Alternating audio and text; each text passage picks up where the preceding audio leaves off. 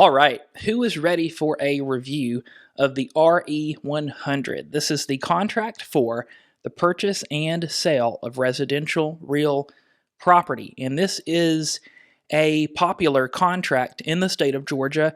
It is the alternative contract form to the Georgia Association of Realtors purchase and sale agreement. Now, this form does differ from the GAR contract form, and I'm going to do my best to point out some of those differences as we go through and complete this form today. But the first difference between the forms is really who has access to the forms. All real estate agents who are members of the MLS, FMLS, Georgia MLS, you have access to the RE forms versus the GAR contract forms that are only available to active realtors. The cost to use the forms is included in the annual dues. Or perhaps you are not a realtor and you have purchased a license to use the GAR forms at forms.garealtor.com. Again, that's forms.garealtor.com. All of the RE forms do start off with RE, and they will say Orthros at the bottom. So this is RE100. Most of the GAR forms will start with the letter F or CO for company operations. And when it comes to GAR versus RE forms is a condensed set of contract forms. So there is not going to be an equivalent form in RE for every GAR form. And that's one of the biggest challenges for GAR forms users previously who are now using RE. But just know there's an index that RE has of all their contract forms. And one of the reasons why they are a condensed set of forms was intended to make them easier to use or more simple on purpose, so to speak. For example, the amendment form in RE can be used to do almost anything. There are online terms and conditions to keep the contract from being so bulky. So the RE contract is 5 pages versus 9 pages in the current GAR contract form. So half of the agreement, because you have these online terms and conditions that have been incorporated by reference. As an agent, as a consumer, I can't encourage you enough to not only read all of the pages of the RE contract, but also take a look at those online terms and conditions, because they hold a lot of power, particularly in situations where there is a problem, because these contract forms do include instructions for when things go wrong, what those next steps should be, remedies for certain things, etc. But enough, let's go ahead and jump in and take a look how we actually complete the form itself. And right off the bat, I'll zoom in just a little bit more for you here so this can take up most of your screen so you can see this. We start off with the offer date, and this is simply going to be the date that the offer is being made.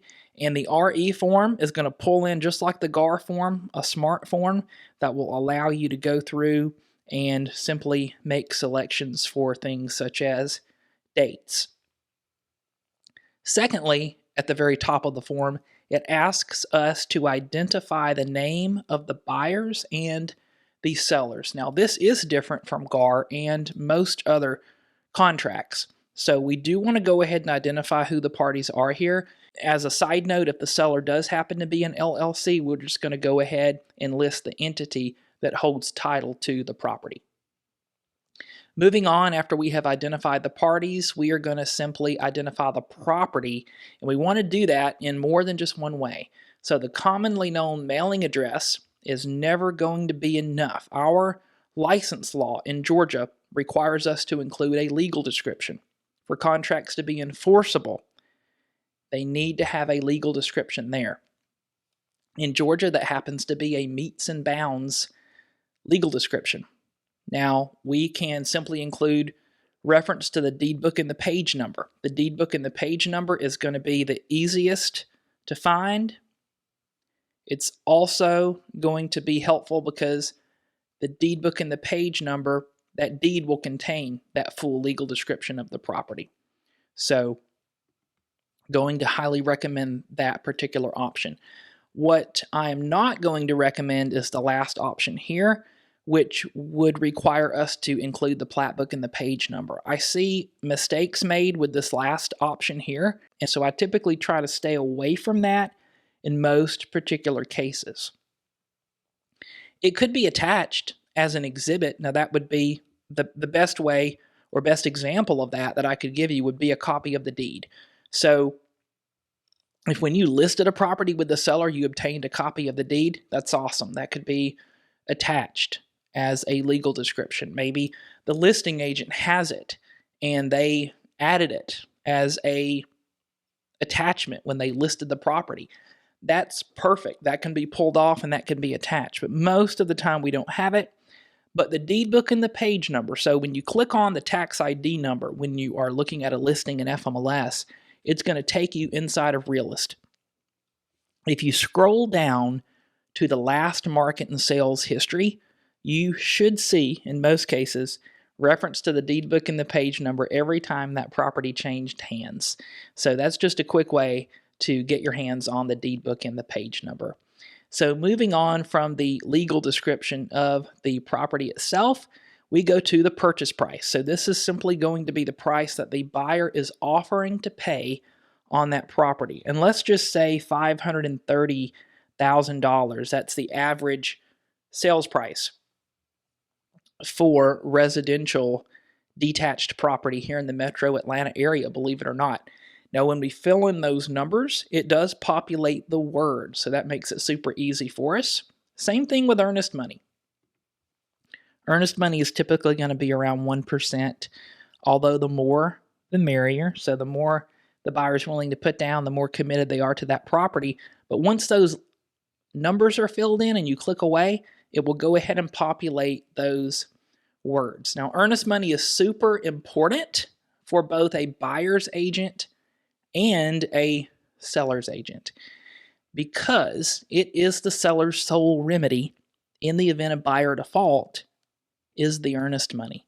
So it's so important to ensure that the earnest money has been turned in to the holder. And there's a step-by-step process. There's a remedy, a notice, and then a remedy section that needs to play out, time frame that needs to play out if the earnest money is not turned in.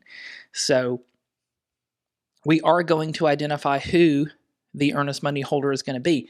Now in Georgia, it has become increasingly popular for the closing attorney to serve as the earnest money holder. No problem with that.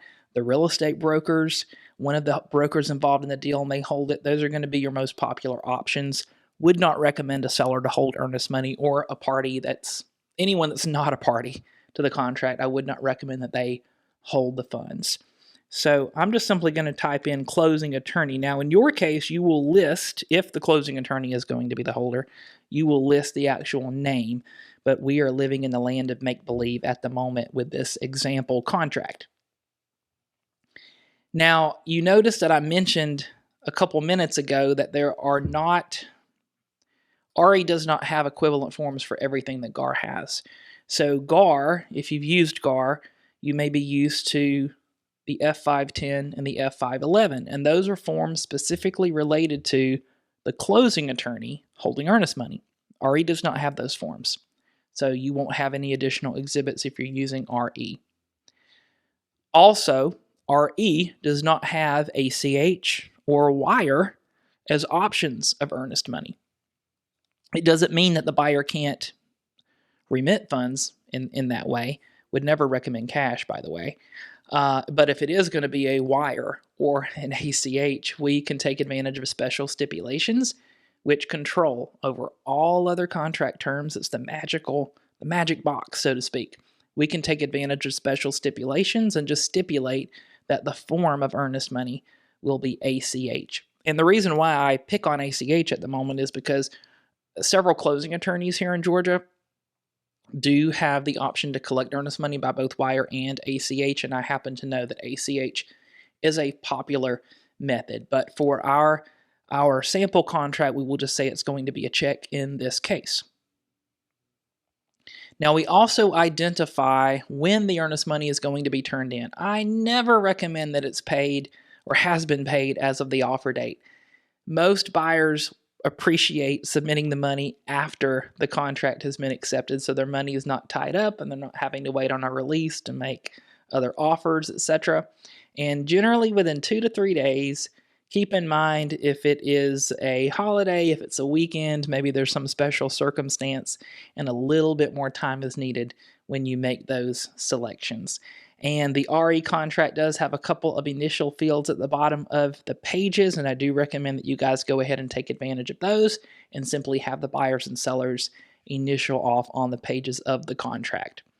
Now, when it comes to choosing a closing date, generally most deals are going to close within 40 to 45 days if they're financed. If it's cash, it can close a lot sooner. Just double check with the closing attorney and see how busy they are and how fast they can get it closed. But I recommend Tuesday to Thursday. Fridays and Mondays I try to stay away from. And Fridays, because if the closing is delayed, you have the whole weekend to stress out about it. And then on Monday, closing attorneys oftentimes are closing some extra deals, maybe some of the ones that didn't close on Friday. So Tuesday to Thursday tends to be a sweet spot. Just a recommendation. Of course, it all depends on the parties. And you will include which closing attorney is going to close the deal and where. Now, many closing attorneys have multiple office locations, so this gives you the opportunity to simply identify which office location is going to close that deal. Now, if the closing attorney is not available or the buyer's lender or title insurance company doesn't accept that closing attorney, I'm a big fan of the buyer as the party who has the right to select another attorney, because the closing attorney will represent the lender when financing is involved. And if it's a cash deal, by default, the contracts say that the closing attorney will represent the buyer. So, but in a lending situation, if the lender by some chance says no to a closing attorney, that's super rare, by the way, then it would make sense that the buyer would have an opportunity to consult with their lender and choose another attorney. We can simply do an amendment to the contract at that point. But possession at closing, so big fan of possession at closing and not a temporary occupancy agreement. Now, the buyer and seller are adults, and there certainly are times when a party moving in or a seller staying a couple days after does make sense for the parties. And in those cases, the most protection that we can offer the parties is to include a temporary occupancy agreement. There's one for buyer and one for seller, to go ahead and include that as an exhibit to the offer. And if this is a decision that's made after we have a binding agreement, we could simply do an amendment to the contract and state on that amendment that the attached temporary occupancy agreement is included. It's incorporated. The amendment will be the glue to pull that exhibit in if we didn't have it to begin with. So, but we're going to stick with at the closing.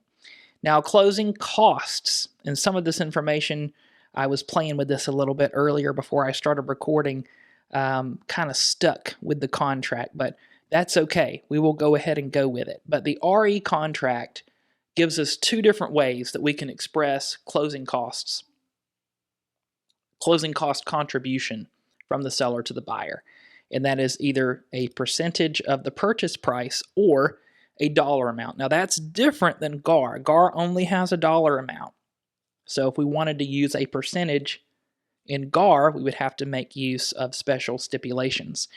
But in this particular case, we have a choice. Now, most lenders will have a cap on how much they will allow a seller to contribute. Negotiating is back. Okay, so we were in a super crazy market a couple of years ago. Things have started to change. We do see sellers paying some closing costs now. Every deal is different, so there are some where sellers pay the max. I'm going to just say for our hypothetical contract, $5,000 is what the buyer is looking to ask for in this particular case. It could be anything. Check with the lender. Take a look at what the buyer's resources are, all things considered. Is it a full price offer? Is it not? At this point in time, again, the end of November 2023, sellers are receiving, I just did a market update, so these numbers are fresh in my memory. I wouldn't normally just remember all these, but 99.1% up month over month from the month before. I think was 98. So most sellers are receiving what they're asking for. There are still a lot of multiple offers. We are in a highly competitive seller's market still. It's just not crazy seller's market like it was a couple of years ago. So all of those things come into consideration when we make these offers. Any unused portion of the closing costs that the buyer doesn't use will remain with the seller. So if you had a situation where the seller agreed $15,000, but the buyer's actual closing costs were only $10,000, the extra $5,000 would remain with the seller. The buyer doesn't get the overage at closing or anything like that. So just a side note. Now, when it comes to contingencies, so this is a very important portion of the RE contract, because buyer's general right to terminate, appraisal, and financing, these are baked into the contract itself. And general right to terminate is what GAR calls due diligence period. You won't see reference to due diligence period in the RE contract, so we want to be careful with that. Anytime we reference general right to terminate, we want to call it general right to terminate, not accidentally start calling it due diligence on separate forms and so forth. It can get a bit tricky. So, but that is what this section is. Right now, 5 to 7 days is generally what we are seeing sellers agree to. So this is the time that a buyer can have well, not just the time, but this is the optimal time. This is the ideal time, let me put it that way, for a buyer to have a professional home inspection, a pest, termite inspection, a survey. Surveys are incredibly underutilized in Georgia, and they are so important, but maybe you need a separate contingency for a survey. 7 days is probably not enough for most surveys, but definitely the home inspection. Point being, this is the time frame that a buyer can terminate the agreement for any reason at all. Maybe they wake up one day and just decide, I don't want to do this anymore. This is the time frame that they could terminate without a penalty. After the general right to terminate, our 7 days in this case, they are purchasing the property as is, barring any amendments that the seller might possibly agree to. They may. There's just no guarantee. So we don't want to put all our eggs in the basket of a seller agreeing to an amendment later. Appraisal and financing. So with the GAR contract, these are time frames, and 25 days, 20 to 25 is pretty standard still, has been for a long time, but check with the lender. Maybe the buyer is paying for a rush appraisal, and maybe the lender feels really good based on that 18 days is all that is needed. But if it's conventional or cash, we don't have to attach anything separate.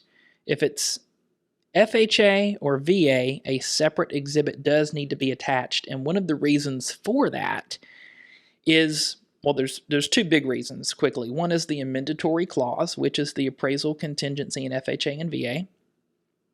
And the next one is lender required repairs. So, but if it's cash, if it's conventional, we're going to say in our example today, this is conventional. We are good with these, but so important to check the boxes, because if we don't check the boxes, these contingencies are not a part of this offer.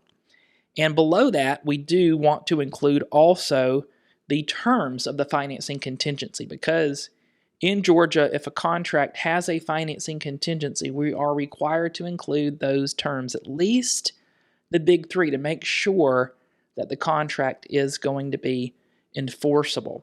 And let's just say that in our example today, that the buyer is seeking a 95% conventional loan at 30 years. Let's just get us back over to the center of the page here. So this would be enough basic information. 95%, 30 years, fixed, 8%. Maybe it's a little bit better than that at this point, but this is what we have. And again, check with the lender, check that pre-approval letter. So important for buyers to, goes without saying, be pre-approved, pre-qualified for their loans up front, and not waste any time, especially in a highly competitive market that we are in right now. So generally, I don't see a second mortgage loan proceeds, but if that is going to be the case, then we could simply take advantage of that section as well. So we are well on our way here. So we're going to move on now to the top of page 3, inspection. Now this section, I do see agents make mistakes with, because agents tend to gravitate toward, for whatever reason, this fill in the blank section. But usually most home inspectors, 9 a.m. to 7 p.m. is going to be the operational hours that they work within. Most home inspectors aren't going out to the property before 9 or after 7, so I would simply select that box there. And I would recommend that the seller be the party to make the utilities operational. That is pretty customary here in Georgia, unless there is a unique circumstance. Maybe it's a short sale or a foreclosure, which aren't popular right now, thank goodness. There shouldn't be any issue with this here, and that likely is going to be what is going to be expected in the deal. So moving on to section number 8, brokerage. So we are going to identify not the names of the brokers as we would in the GAR version of this contract. This just simply identifies buyer's broker and seller's broker, and we're going to go ahead and identify the relationship that exists. Before we get to that, we do have material relationships. If there is a relationship that needs to be disclosed between the parties, maybe the agent is also a buyer, or the seller is a real estate agent. This or special stipulations is an ideal place to go ahead and disclose that. Now, on 8.2 and 8.3, if the property is listed, then I feel confident that there is a client relationship with the seller's broker and the seller. And I say that because being familiar with FMLS rules and regulations, which say that only listings that are subject to an exclusive seller brokerage engagement agreement can be entered in, those seller brokerage engagement agreements in Georgia do create the client relationship. So if a property is listed, it really should always be the client for the seller's broker and the seller. For the buyer, my first question is going to be, is there a buyer brokerage agreement in place or not? Because in Georgia, because of BRETA, the Brokerage Relationships and Real Estate Transactions Act, a party is not a client unless they've signed a written brokerage agreement. So in most cases, that is going to be the case, and we can simply select the first option here. If not, and they are a customer, RE does have a customer acknowledgement form, and I cannot stress enough how important, or how much I encourage you to get that customer acknowledgement form signed if they are opting not to be a client in that particular transaction. But if you do have a buyer brokerage agreement, and most of you do, then you are going to select that first option, that the buyer's broker represents the buyer as a client. We are almost done, believe it or not, with this 5-page agreement. But quickly on 8.4, because I do see so many mistakes made with this section, I will see agents automatically go ahead and fill in their names, the names of the agents involved in the deal. That is only supposed to be filled in if it's designated agency. If it's not designated agency, then you don't have to fill anything in in Section 8.4. So what is designated agency? Designated agency would be the same exact brokerage firm involved on both sides of the deal, so the same state firm license number, two different agents on both sides who happen to have client relationships with the parties that they're working with. So if it's the same exact broker on both sides of the deal, and there's two different agents, and both of those agents happen to have brokerage agreements signed with the parties they're working with, that would be designated agency, and it's more rare than you would think. Most brokers in Georgia don't offer dual agency, so usually that won't be selected either. Okay, section number 9, and that is going to be exhibits. So if there is an exhibit in place, so important to go ahead and acknowledge that it is attached. Lead-based paint.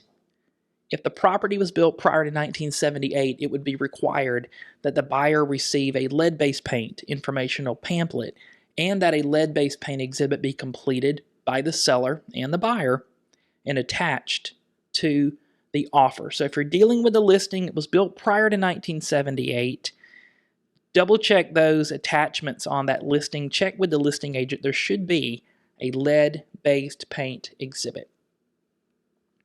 Short sales aren't as popular right now. Again, if it is FHA or VA, it's going to be required to include those forms. There's a couple of other fields where you can simply fill in what is attached. And of course, special stipulations. We want to use those with caution. They do prevail over all other terms of the agreement. RE, just like GAR, does have a special stipulations library. So I'm a big fan of double checking with that library. If it is a case where we need a custom special stipulation,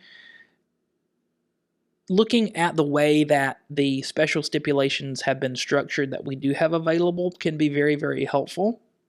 But less is not more when it comes to special stipulations. So always think who, what, when, and what if that doesn't happen. What would the remedy actually be? I am also a big fan of numbering them numerically so they can be referenced easily later on if need be.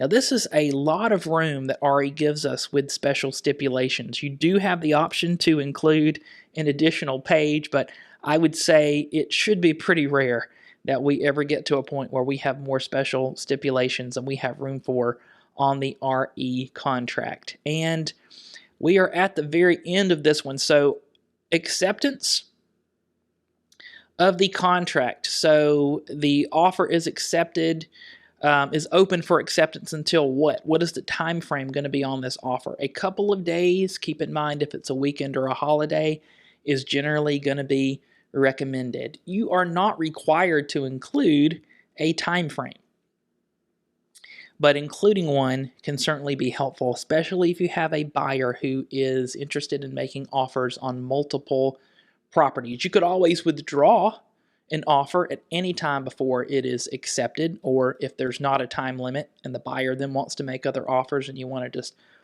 completely pull this one back, you could always have the buyer sign off on a notice to withdraw offer.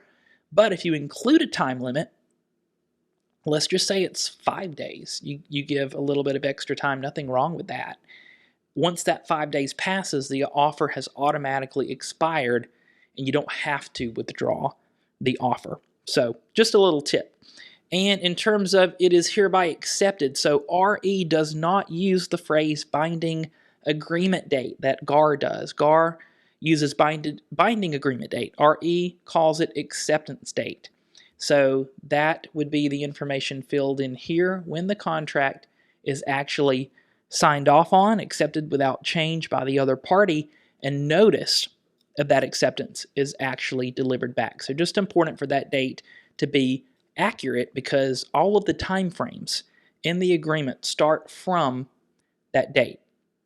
Let's just say that the acceptance date happens to be today. Today would be day 0. Tomorrow, for counting purposes, would be day 1 of the right to terminate period or any other contingency. Again, the parties are acknowledging that they have received a copy of the standard terms and conditions, or if they do not initial, that they have declined a printed copy.